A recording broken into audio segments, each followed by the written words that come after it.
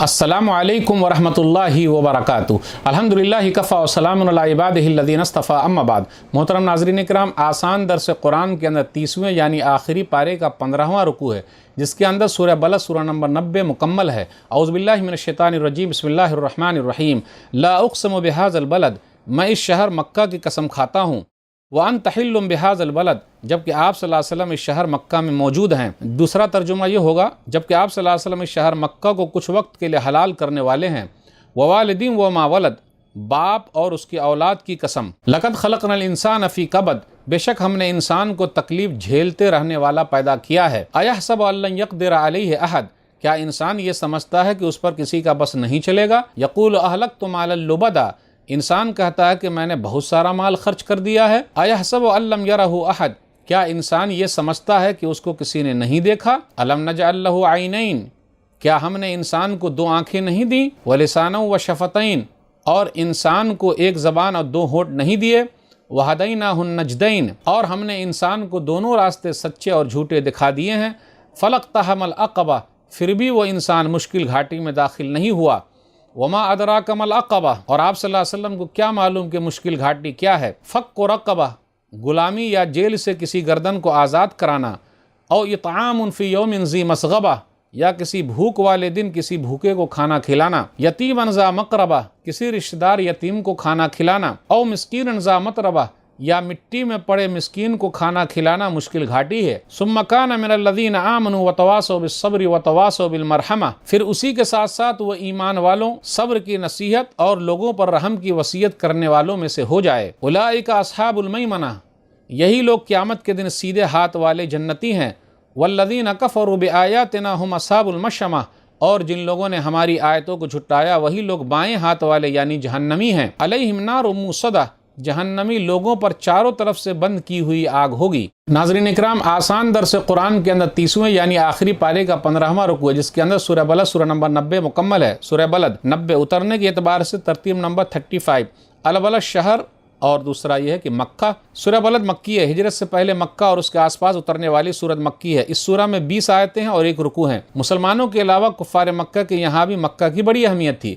इस सूरह में नबी सल्लल्लाहु अलैहि वसल्लम के लिए खुशखबरी है कि जल्द ही मक्का में फ़ातिह की हैसियत से आप दाखिल होंगे, और वही हुआ। सूरह बलद का खुलासा, सूरह बलद के शुरू की 3 आयतों में अल्लाह ने कसम खाई है। मक्का शहर की कसम खाई, इंसान और उसके बच्चों की कसम खाई कि अल्लाह हर चीज़ पर पूरे तरीके से कादिर है। अल्लाह अपनी मखलूक में से जिसकी भी चाहे कसम खा ले, मगर इंसान सिर्फ अल्लाह की कसम खाए, माँ बाप बाल बच्चे की कसम ना खाए। इंसान को अल्लाह ने आँख, ज़बान और होंठ की नेमतें याद दिलाई है। मुश्किल काम पर सवाब है, वो मुश्किल काम है किसी को गुलामी या जेल से आज़ाद करना, भूखे को खाना खिलाना, रिश्तेदार और मिस्कीन का ख्याल रखना। नेक लोग जन्नती हैं और बुरे लोगों के लिए आग चारों तरफ से है। आयत नंबर 1 से 4 के दरमियान गौर कीजिए। ला उक़्सिमु बिहाज़ल बलद, मैं इस शहर की कसम खाता हूँ। मक्का की नबी सल्लल्लाहु अलैहि वसल्लम का पैदाइशी शहर है, खाने काबा वही है।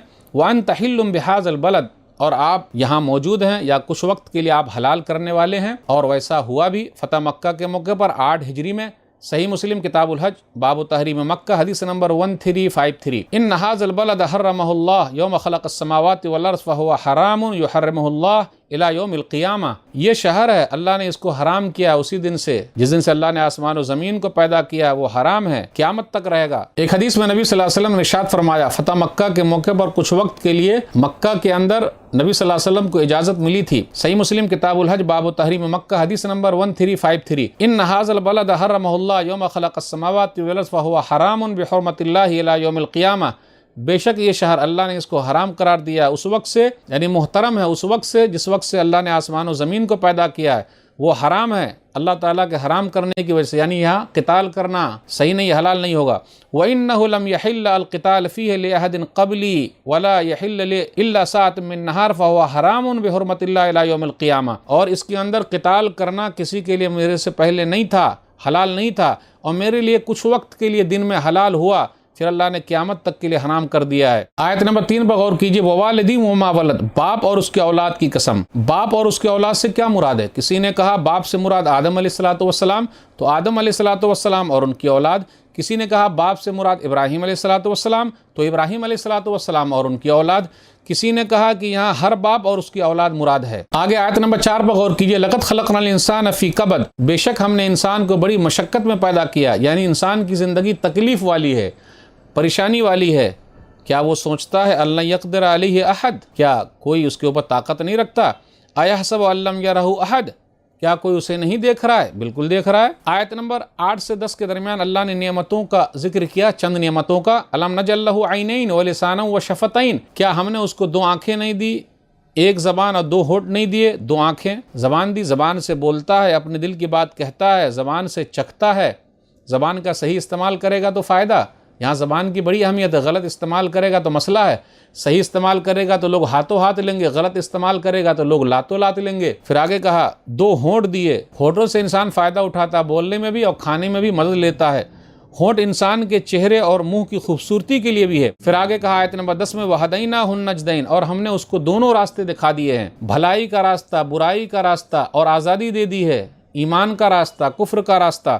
سورہ دہر سورہ نمبر 76 آیت نمبر 3، اِنَّا هَدَيْنَاهُ السَّبِيلَ إِمَّا شَاكِرًا وَإِمَّا كَفُورًا، بے شک ہم نے اس کو راستے دکھا دیے، چاہے وہ شکر گزار بن جائے یا ناشکرا بن جائے۔ نجدن اونچی جگہ کو کہتے ہیں۔ ایک ترجمہ یہ بھی ہوگا ہم نے انسان کی ماں کے 2 پستانوں کی طرف اس کی رہنمائی کی ہے۔ آیت نمبر 11 سے 20 کے درمیان دیکھیے، نیک کام کرنے والوں کے لیے جنت ہے، لیکن جو نیک کام کریں گے تبھی نا۔ نیک کام کیا ہو سکتا ہے؟ فَلَقْتَحَمَ الْعَقَبَةَ، نہ ہو سکا اس سے کہ وہ گھاٹی میں داخل ہوتا۔ گھاٹی وہ راستہ جو پہاڑ میں ہو، بہت مشکل والا راستہ ہوتا ہے گھاٹی۔ تو نیک کام کیا ہے؟ کیوں نہیں وہ داخل ہوا؟ مطلب نہیں ہوا، محنت کے لیے ایک مثال دی جا رہی ہے، یعنی انسان بغیر محنت کے وہ کیسے آگے بڑھے گا؟ محنت تو کرنی ہی پڑے گی۔ شیطان اس کے پیچھے پڑا ہوا، وسوسے ڈالتا ہے، نیکی سے اس کو روکتا ہے، تو آدمی کیا کرتا ہے؟ کوشش کرتا ہے، لگا ہوا ہے، گویا کہ گھاٹی کے اوپر چڑھ رہا ہے، محنت کر رہا ہے، کوشش کر رہا ہے، تبھی آگے نکلے گا، تبھی جنت ملے گی۔ نیکی کا کام کیا؟ فک و رقبہ، گردن کو چھڑا لینا۔ اب یہاں کیا ہے؟ غلام اور لونڈی کو آزاد کرنا، یا جیل میں جو ناحق بند ہے اس کو چھڑانا، یا قرض کو اتار دینا، یہ بھی ہوتا ہے گردن چھڑانا۔ بھوکے والے دن کھانا کھلانا، رشتہ دار کو کھلانا، خاکسار مسکین کو کھلانا، گردن کو آزاد کرنا، بھوکے کو کھلانا، رشتہ دار کو کھلانا۔ رشتہ دار کا خیال رکھنا بہت ضروری ہے، ڈبل ثواب ملتا ہے، ایک رشتہ داری کا اور ایک صدقہ کا۔ یتیموں کا خیال رکھنا بہت ضروری ہے، بڑا ثواب ملتا ہے، نبی صلی اللہ علیہ وسلم کا ساتھ نصیب ہوگا۔ صحیح بخاری کتاب الادب حدیث نمبر 6005، انا وکافر الیتیم فی الجنت ھکذا، میں اور یتیم کی کفالت کرنے والے جنت میں اس طریقے سے ساتھ میں ہوں گے۔ نیک کاموں کا فائدہ کن کو ملے گا؟ ایمان والے کو، صبر کی وصیت کرنے والے کو، اور رحم کی وصیت کرنے والے کو۔ یہی دائیں ہاتھ والے ہیں، جب تک ایمان نہیں، عمل صالح نہیں، صبر نہیں، کچھ بھی فائدہ نہیں نیکی کا۔ کافروں کے لیے کیا؟ جہنم ہے۔ اصحاب المشأمہ، بائیں ہاتھ والے، علیہم نار موصدہ، چاروں طرف سے آگ گھیر دی گئی ہے۔ موصدہ مغلقہ، بند ہے، آگ میں ڈال دیا گیا اور چاروں طرف سے آگ کو بند کر دیا گیا ہے تاکہ وہ بھاگ نہ سکے اور آگ خوب گرم ہو جائے۔ اللہ ہم سب کو جہنم سے محفوظ رکھے، جنت میں داخل کر دے، آمین۔ تو ناظرین اکرام، آج کے درس سے بس اتنا ہی۔ اللہ سے دعا ہے کہ اللہ تعالی ہم لوگ قرآن کریم کو پڑھنے، پڑھانے، سمجھنے، سمجھانے، عمل کرنے اور لوگوں تک پہنچانے کی توفیق دے، آمین۔ والسلام علیکم ورحمۃ اللہ وبرکاتہ۔